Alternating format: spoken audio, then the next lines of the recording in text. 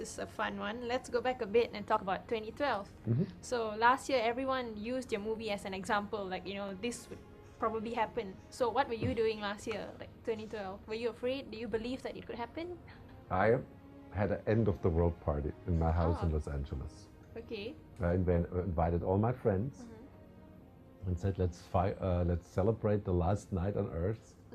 And we made it really spooky with a lot of dry ice. Okay. and we had terrible fun, and then we pretty much partied until the next day, and nothing happened. We survived. We survived.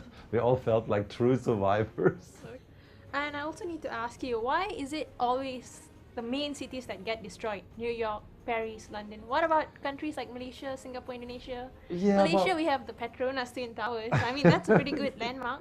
Yeah, but it's like, look, it's like this. It's the landmarks, which give you a shorthand. When you like, for example, first of all, I mean, my movies are financed by Americans, so they have the first right to be, and then it's still that like. America is the biggest country, and biggest market for film.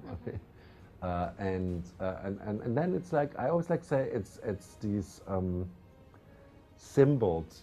I think landmarks are symbols for certain things. When you see, for example, 2012, when the Jesus in Rio falls, all South America is gone. You know what I mean? And it's a very simple image, and it tells the people exactly what's happening. Or Europe, the Peter Stone falls on people's heads when they pray.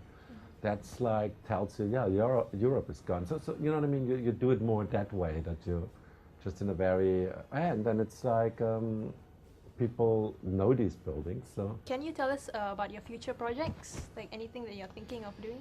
Yeah, I have like I have several. I mean, the two, let's say, most, I would like to do the most right now. It's actually two. It's a very small movie about the Stonewall riots, '69, which spawned the first gay march, and then a sequel to Independence Day. Can you tell us a bit about that, Independence Day? Do you have any cast in mind?